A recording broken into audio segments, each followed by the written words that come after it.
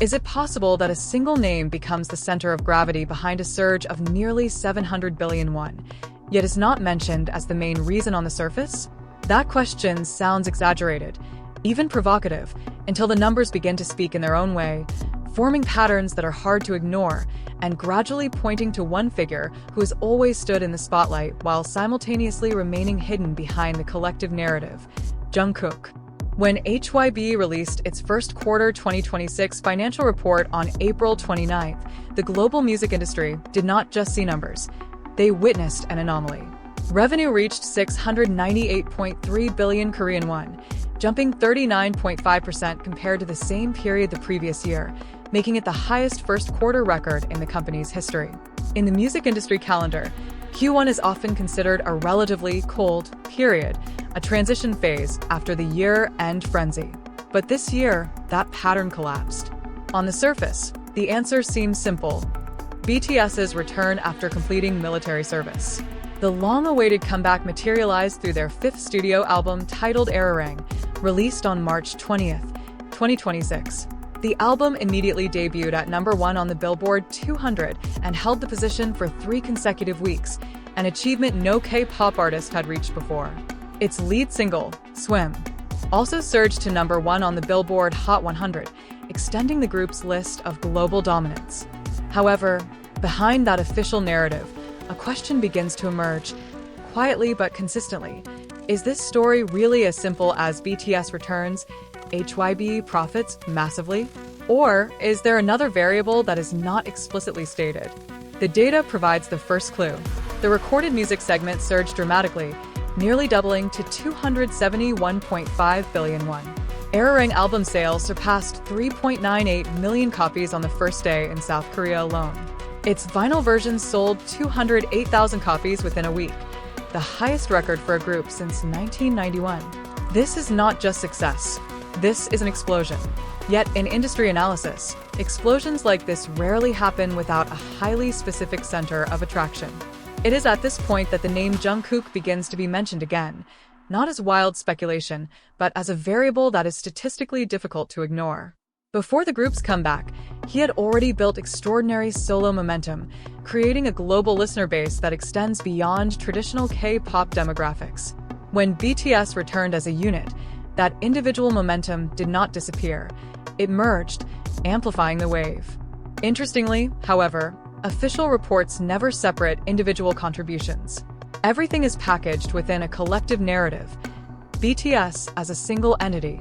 This is not accidental, but rather a strategy that has long been a foundation of the K-pop industry, maintaining internal group balance while preserving the collective brand as the primary force. But in an era where streaming data, digital engagement, and consumption behavior can be broken down to the individual level, this approach begins to raise questions. Is it possible that much of the surge in global attention, which is then translated into sales, streaming, and tour tickets, is actually driven by a certain personal gravity? This question becomes even more relevant when observing how the market responds to the comeback. The spike in streaming is not only massive but also uneven. There are distinct patterns in the distribution of attention, especially on digital platforms, suggesting that certain elements within the BTS ecosystem attract more interaction than others. And in many analyses by fans and independent observers, the name Jungkook frequently appears at the center of that pattern. Yet this is where the paradox forms. On one hand, he becomes a magnet for global attention. On the other, in the company's official narrative, he remains part of the whole, never separated, never individually highlighted in the context of company revenue. A contradiction that is not entirely hidden, yet never fully explained. Does this mean his role is intentionally concealed? Or is it simply the logical consequence of a system that places the group above the individual? To understand this, we must look deeper into HYBE's business structure itself. As a modern entertainment company, HYBE does not only sell music, they sell narratives, identity, and ecosystems. BTS is not merely a music group. They are a global brand with economic value that extends far beyond sales figures. In this context, maintaining the collective narrative becomes crucial. If one individual becomes too dominant in public perception, the brand balance could be disrupted. But the world has changed. The digital era creates a level of transparency that cannot be fully controlled. Every click, every stream, every interaction becomes data that can be analyzed.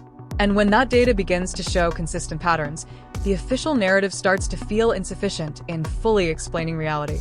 On the other hand, there is an emotional factor that cannot be ignored. For fans, BTS has always been more than just a sum of individuals. They are a symbol of togetherness, journey, and collective identity. Highlighting one member as the main factor could be seen as reducing that meaning. This is the dilemma faced not only by the company, but also by the fan community itself. Yet numbers have no emotions. They simply reflect what happens. And when revenue reaches nearly 700 billion won in a quarter, that is usually quiet. When albums sell millions of copies in a matter of days, when a single immediately dominates global charts, the question of why becomes unavoidable. Is this purely the result of BTS's collective power? Or is it a combination of collective strength and extraordinary individual momentum? Interestingly, even amid this record-breaking revenue, HYBE reported an operating loss in the same quarter. The operating loss was caused by a one-time accounting cost related to employee stock-based compensation. For some, this may seem like a technical detail, but in a broader context, it shows that even in the midst of extraordinary success, the company's financial structure remains complex and dynamic. This is where the story becomes more than just numbers. It is about how a global company manages success, how it balances between individual and collective, between data and narrative, between transparency and strategy. And in the middle of it all, the name Jungkook continues to appear, not always mentioned, not always explained, but always present in every discussion, every analysis, every speculation. Perhaps the more appropriate question is not whether his role is hidden, but why that perception emerges among so many people. Is it the result of data speaking too loudly? Or is it a reflection of how we, as a global audience, are beginning to see music and artists differently? Because in the end, the story of HYBE's record-breaking revenue is not just about business. It is about a shift in how the world understands success, about how one name can become both a symbol and a mystery, and about how behind every big number, there is always a story that has not been fully revealed. And perhaps that is precisely where its greatest appeal lies, not in what has already been explained, but in what still remains a question. And as that question continues to echo, the industry landscape begins to reveal small cracks that were previously invisible. On one side, HYBE stands firm with its official narrative. The collective power of BTS is the primary engine behind every surge. But on the other side, the dynamics of global consumption have fundamentally changed. Listeners no longer simply follow a group, they follow the individuals within it, building connections that are more personal, more specific, and often more intense. This phenomenon is clearly visible in the way the public responds to each release. Even in a group project like Arirang, attention is not distributed evenly. There are specific moments, certain parts of songs, even particular performances that instantly go viral, dominate algorithms, and create waves that move faster than the promotional strategy itself. And in many cases, the center of those moments once again points to Jungkook. What makes this situation even more complex, however, is how this phenomenon is never explicitly acknowledged in corporate communication. There are no charts separating individual contributions, no statements highlighting the dominance of a single name. Everything remains framed as a unified whole. This is not merely a communication choice. It is a strategic decision loaded with consequences. Because behind the scenes, every spike in engagement carries real economic value.